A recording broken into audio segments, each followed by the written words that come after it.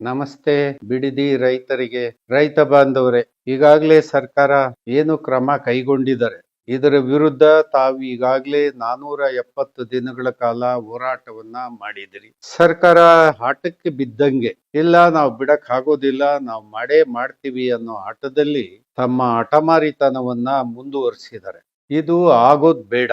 ಈಗಾಗಲೇ 9 ಗ್ರಾಮಗಳ ಪೈಕಿ ಸುಮಾರು 7,400 ಎಕರೆ ಪ್ರದೇಶವನ್ನ ಸರ್ಕಾರ ಈಗಾಗಲೇ ಮುಟ್ಟುಗೋಲು ಹಾಕೊಳ್ಳುವ ಪ್ರಕ್ರಿಯೆ ಕೆಳಗಡೆ ಈಗಾಗಲೇ 500 ಎಕರೆಯನ್ನ ಅಂತಿಮ ಏನು ಅಧಿಸೂಚನೆಯನ್ನ ಜಾರಿಗೆ ತಂದಂಗೆ ಆಗಿದೆ. ಬಂಧುಗಳೇ, ನಾನು ಸರ್ಕಾರಕ್ಕೆ ಹೇಳೋ ಮಾತು ಏನಂದ್ರೆ, ಮಾನ್ಯ ಶಿವಕುಮಾರ್ ಅವರೇ, ತಾವು ಅಟಕ್ ಬೀಳೋದು ಬೇಡ. ರೈತರ ಜೊತೆ ರೈತರು ಯಾವುದೇ ಕಾರಣಕ್ಕೆ ನಿಮ್ಮ ಶತ್ರುಗಳು ಅಲ್ಲ, ಅವರಿಗೆ ನೀವು ಶತ್ರುಗಳು ಅಲ್ಲ. ನಿಮ್ಮ ರಾಜಕೀಯ ವೈಷಮ್ಯಗಳಿದ್ರೆ ರಾಜಕೀಯದಲ್ಲೇ ಇರಲಿ, ರೈತರ ವಿಷಯದಲ್ಲಿ ಬರೋದು ಬೇಡ. ಕುಮಾರಸ್ವಾಮಿ ಅವರು ಮುಖ್ಯಮಂತ್ರಿ ಆದಾಗ್ಲೂ ಕೂಡ 5 ಟೌನ್ಶಿಪ್ಗಳನ್ನ ಮಾಡಕ್ಕೆ ಪ್ರಯತ್ನ ಮಾಡಿ, ಅವತ್ತು ಕೂಡ ರೈತರು ಪ್ರತಿಭಟನೆಯನ್ನ ಮಾಡಿದರು. ಅವತ್ತು ಕೂಡ ಇದು ಕೈಗೂಡದಲ್ಲೇ ಅವರು ಕೂಡ ಕೈ ಬಿಟ್ಟಿದ್ರು. ಈಗ ಡಿ ಕೆ ಶಿವಕುಮಾರ್ ಅವರು ಈ ವಿಷಯವನ್ನ ಇವರು ಕೈಗೆತ್ಕೊಂಡಿದ್ದಾರೆ. ಇದು ಒಳ್ಳೆ ಬೆಳವಣಿಗೆ ಅಲ್ಲ. ಮೊದಲನೇದಾಗಿ ಸರ್ಕಾರಕ್ಕೆ ಒಂದು ಮಾತು ಹೇಳ್ತಾರೆ, 2013 ಕಾಯ್ದೆಯನ್ನ ಮುಂದುವರಿಸ್ಬೇಕು. ನೀವಿಬ್ರು ಸೇರಿ, ಶಿವಕುಮಾರ್ ಮತ್ತೆ ಕುಮಾರಸ್ವಾಮಿ ಇಬ್ರು ಸೇರಿ ಆ 13 ಕಾಯ್ದೆಗೆ ತಿದ್ದುಪಡಿಯನ್ನ ತಂದು ಇವತ್ತು ರೈತರು ಭೂಮಿಯನ್ನ ಸ್ವಾಧೀನಪಡಿಸಿಕೊಳ್ಳುವಂತ ಒಂದು ತಿದ್ದುಪಡಿಯನ್ನ ಕರ್ನಾಟಕ ರಾಜ್ಯದಲ್ಲಿ ಜಾರಿಗೆ ತರಲಿಕ್ಕೆ ನೀವಿಬ್ರೂ ಕೂಡ ಪ್ರಮುಖ ಕಾರಣಕರ್ತ. ಆಯ್ತು, ತಾವು ಮುಖ್ಯಮಂತ್ರಿ ಇರುವಾಗ ಮಾನ್ಯ ಕುಮಾರಸ್ವಾಮಿ ಅವರು ತಾವು ಜಾರಿಗೆ ತಂದ್ರಿ. ಇದು ಒಳ್ಳೇದು ತಪ್ಪು ಅಂತ ಹೇಳಿ ನೀವು ಬಿಡುವಾಗಿದ್ದಾಗ ನಮ್ಮನ್ನಾದ್ರೂ ಕರೀರಿ, ಅಥವಾ ನಾವೇ ಕರೆದ್ರು ತಾವು ಮುಕ್ತ ಮನಸ್ಸಿನಿಂದ ಬಂದು ಭಾಗವಹಿಸಿ. ನಾನು ಈಗ ಹೇಳೋದು ಏನು ಅಂದ್ರೆ, ಮುಖ್ಯವಾಗಿ ನಮ್ಮ ಪೂರ್ವಿಕರು 61ರ ಭೂ ಸುಧಾರಣಾ ಕಾಯ್ದೆ ಕೆಳಗಡೆ ರೈತನ ಭೂಮಿಯನ್ನ ರೈತರಲ್ಲದವರು ಪ್ರವೇಶ ಮಾಡಬಾರ್ದು ಅಂತ ಹೇಳಿ ಕಾನೂನು. ಯಾಕೆ ಅಂದ್ರೆ, ಕೃಷಿ ಭೂಮಿ ಆರೋಗ್ಯವಾಗಿರ್ಬೇಕು ಅಂದ್ರೆ ಕೃಷಿ ಭೂಮಿಗೆ ಅನಾಚಾರಗಳು ಉಂಟಾಗಬಾರ್ದು ಅಂತ ಇದ್ರೆ ಅದು ರೈತನ ಬಳಿಯೇ ಇರಬೇಕು ಅನ್ನೋ ಕಾರಣಕ್ಕೆ 61ರ ಕಾಯ್ದೆ ಕೆಳಗಡೆ ರೈತನ ಬಿಟ್ರೆ ರೈತ ಖರೀದಿ ಮಾಡ್ಬೋದು, ರೈತನ ಬಿಟ್ರೆ ಕೃಷಿ ಕಾರ್ಮಿಕ ಖರೀದಿ ಮಾಡ್ಬೋದು, ಬಿಟ್ರೆ ಯಾವುದೇ ಹಣ ಇರೋನು ಉದ್ದಿಮೆದಾರ, ಕೈಗಾರಿಕೋದ್ಯಮಿ, ಅಧಿಕಾರಿ ಯಾರು ಕೂಡ ಕೃಷಿ ಭೂಮಿಯನ್ನ ಹೊಂದಲಿಕ್ಕೆ ಕಾನೂನಿನಲ್ಲಿ ಅವಕಾಶ ಇರಲಿಲ್ಲ. ಈಗ ಮಾನ್ಯ ಯಡಿಯೂರಪ್ಪನವರು ಬಂದ ಮೇಲೆ ಅದಕ್ಕೆ ತಿದ್ದುಪಡಿ ತಂದು ಅದನ್ನು ಯಾವನ್ ಬೇಕಾದ್ರೂ ಖರೀದಿ ಮಾಡುವಂತ ತಿದ್ದುಪಡಿ ಈಗ ದೇಶದಲ್ಲಿ, ರಾಜ್ಯದಲ್ಲಿ ಜಾರಿಗೆ ಬಂದಿದೆ. ಈಗ ಎರಡನೇದಾಗಿ ನಾನು ಹೇಳ್ತಕ್ಕಂಥದ್ದು, ನಿಮ್ಮ ಉದ್ದೇಶಿತ ಯೋಜನೆಗಳಿಗೆ ಭೂಮಿಯನ್ನ ಬೇಕು ಅನ್ನೋದಾದ್ರೆ ಯಾವ್ದಕ್ ಬೇಕು? 13 ಕಾಯ್ದೆ ಕೆಳಗಡೆ ಹೆದ್ದಾರಿಗಳಿಗೆ, ಬೇರೆ ರಸ್ತೆಗಳಿಗೆ, ಮತ್ತೆ ರೈಲು ಮಾರ್ಗಗಳಿಗೆ, ವಿಮಾನ ನಿಲ್ದಾಣಗಳಿಗೆ, ಅಥವಾ ಬಸ್ ಸ್ಟ್ಯಾಂಡ್ಗಳಿಗೆ, ಅಥವಾ ಬೇರೆ ಉದ್ದೇಶಿತ ಇಂಥ ಸಾರ್ವಜನಿಕ ಯೋಜನೆಗಳಿಗೆ. ಇದರಲ್ಲಿ ಟೌನ್ಶಿಪ್ ಇಂಥ ಸಾರ್ವಜನಿಕ ಉದ್ದೇಶ ಅಲ್ಲ. ಇದು ಟೌನ್ಶಿಪ್ ಅನ್ನೋದು ಯಾರೋ ಉಳ್ಳವರಿಗೆ ಬಹಳ ಸುಂದರವಾಗಿ, ಬಹಳ ಅಲಂಕಾರಿತವಾಗಿ ನೀವು ತಯಾರು ಮಾಡಿಕೊಡ್ಲಿಕ್ಕೆ ಇಲ್ಲೊಂದು ಬಿಡದಿಯಲ್ಲಿ ಟೌನ್ಶಿಪ್, ಅಲ್ಲೊಂದು ಡವಾಸ್ಪೇಟೆ ಹತ್ರ ಹೈಟೆಕ್ ಸಿಟಿ, ಹಿಂಗೆಲ್ಲ ಮಾಡಕ್ ಹೊರಟಿದ್ದೀರಿ. ಇದು ನಾಗರಿಕರ ಎಲ್ಲರಿಗೂ ಕೂಡ ಅನುಭವಿಸುವಂತ ಹಕ್ಕು ಅಥವಾ ಅವಕಾಶ ಇದರಲ್ಲಿ ಯಾರಿಗೂ ಇಲ್ಲ. ಇದು ಕೇವಲ ಕೆಲವೇ ಜನರಿಗೆ ಸೀಮಿತವಾದಂತ ಕಾರ್ಯಕ್ರಮಗಳು ಇದು. ಹಾಗಾಗಿ ನನ್ನ ಪ್ರಶ್ನೆ ಏನು ಅಂದ್ರೆ, ನೀವು ಕೃಷಿ ಭೂಮಿಯನ್ನ ಮುಟ್ಬಾರ್ದು ಸರ್ಕಾರ. ಅದು ನಿಮ್ಮ ಸರ್ಕಾರ ಇರ್ಲಿ, ಯಾವುದೇ ಸರ್ಕಾರ ಬರ್ಲಿ, 100 ವರ್ಷಕ್ಕೆ ಬರ್ಲಿ, 500 ವರ್ಷಕ್ಕೆ ಬರ್ಲಿ, 1000 ವರ್ಷಕ್ಕೆ ಜನಾಂಗ ಇದ್ರೂ ಕೂಡ ಅವ್ರಿಗೂ ಇದೇ ಕೃಷಿ ಭೂಮಿ ಅನ್ನವನ್ನ ಉತ್ಪಾದನೆ ಮಾಡಬೇಕು. ಆ ಕಾರಣಕ್ಕೆ ಅದನ್ನ ಅರ್ಥ ಮಾಡಿಕೊಂಡು ಕೃಷಿ ಭೂಮಿಯನ್ನ ಅನ್ಯ ಉದ್ದೇಶಗಳಿಗೆ ಬಳಕೆ ಮಾಡಬಾರ್ದು. ಹಾಗಾದ್ರೆ ಈ ಯೋಜನೆಗಳನ್ನ ನಾವ್ ಹೆಂಗ್ ಮಾಡ್ಬೇಕು?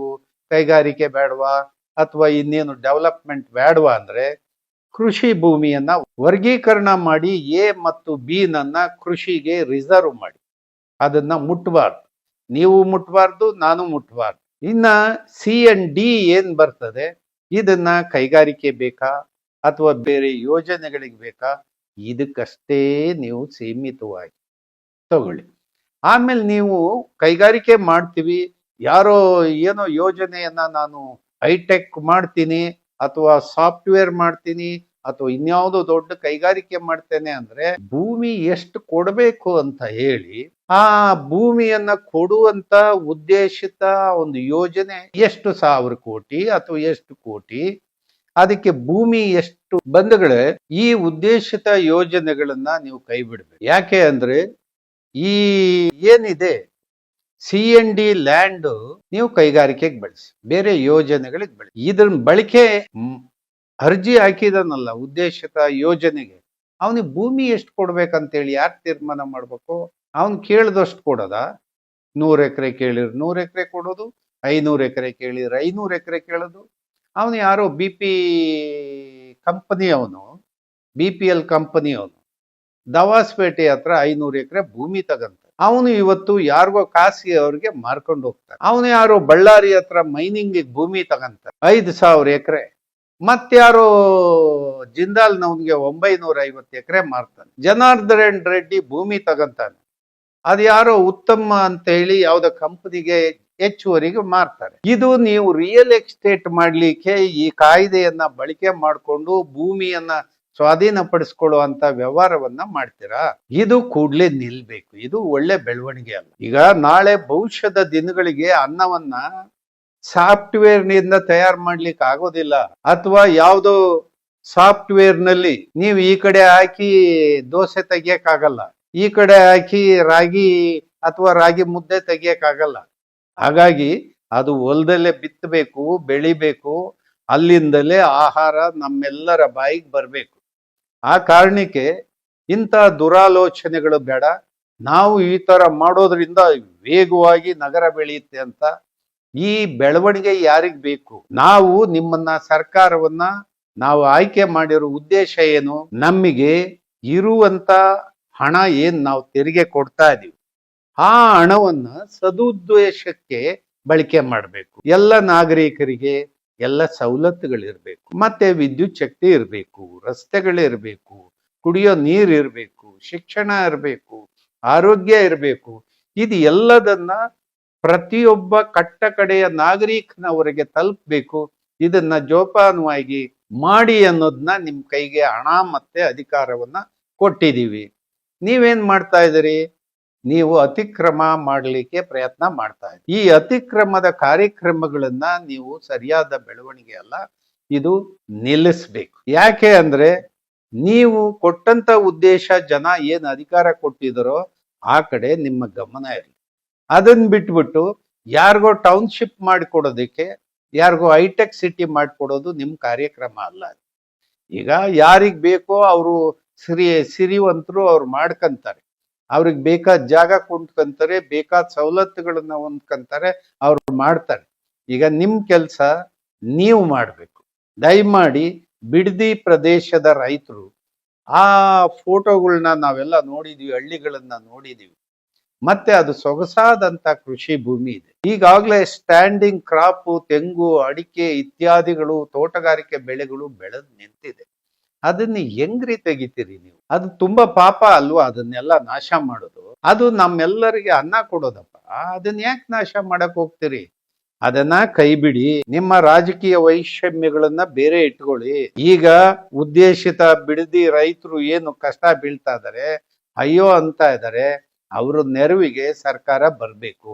ಇಲ್ದೇ ಇದ್ರೆ ನಾವು ಬಿಡದಿ ರೈತರ ಜೊತೆ ಕೈ ಜೋಡಿಸ್ತೀವಿ, ಬಿಡದಿ ರೈತರ ಜೊತೆ ಹೋರಾಟಕ್ಕೆ ನಾವು ಮುಂದುವರಿತೀವಿ. ಮಾನ್ಯ ಮುಖ್ಯಮಂತ್ರಿಗಳೇ, ತಾವು ನೂತನ ಮುಖ್ಯಮಂತ್ರಿ, ನಿಮಗೆ ಶುಭ ಆಗ್ಲಿ. ನೀವು ರಾಜ್ಯವನ್ನ ಬಲವಾಗಿ ಕಟ್ಟಿ ಬೆಳೆಸ್ಲಿಕ್ಕೆ ನಿಮ್ಮ ಪ್ರಯತ್ನವನ್ನ ಮಾಡಿ. ನಿಮಗೆ ವಯಸ್ಸಿದೆ, ತಿಳುವಳಿಕೆ ಇದೆ, ಆ ಕಾರಣಕ್ಕೆ ಆ ದಿಕ್ಕಲ್ಲಿ ನಿಮ್ಮ ಪ್ರಯತ್ನ ಸಾಗಲಿ. ರೈತರಿಗೆ ಬಲವಂತದ ಒತ್ತಡ ಕೊಟ್ಟು ಅವರಿಗೆ ಕಣ್ಣೀರು ಹಾಕುವಂತ ಪ್ರಯತ್ನವನ್ನ ನೀವು ಮಾಡಿಸ್ಬಾರ್ದು.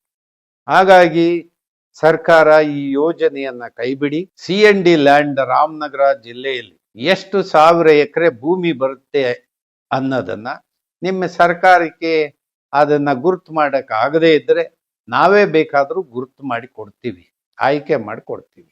ಅಂತ ಭೂಮಿಯನ್ನ ನೀವು ಇಂಥ ಉದ್ದೇಶಗಳಿಗೆ ಬಳಕೆ ಮಾಡಿ. ಇದು ಹೊರತು ಈ ಬಲಾತ್ಕಾರದ ಪ್ರಯತ್ನವನ್ನ ಕೂಡಲೇ ನಮ್ಮ ಶಿವಕುಮಾರ್ ಅವರು ಕೈ ಬಿಡ್ಬೇಕಂತ ಹೇಳಿ ನಾನು ವಿನಯಪೂರ್ವಕವಾಗಿ ಕೇಳ್ತೇನೆ. ಮತ್ತು ರೈತರು ಇದಕ್ಕೆ ತಾವು ಹೆದರಬಾರ್ದು, ನಿರಂತರವಾದ ಹೋರಾಟ ಮುಂದುವರಿಲಿ. ನಿಮ್ ಜೊತೆ ಬಿಡದಿ ರೈತರ ಜೊತೆ ನಾವಿದೀವಿ. ಹಾಗಾಗಿ ಹೋರಾಟಕ್ಕೆ ಜಯವಾಗ್ಲಿ, ರೈತರಿಗೆ ಜಯ ಬರಲಿ. ನಮಸ್ಕಾರ. ರಾಜದಾರಿ ಟಿವಿ, ಅಡೆತಡೆ ಇಲ್ಲದ ಪ್ರಜಾದಾರಿ.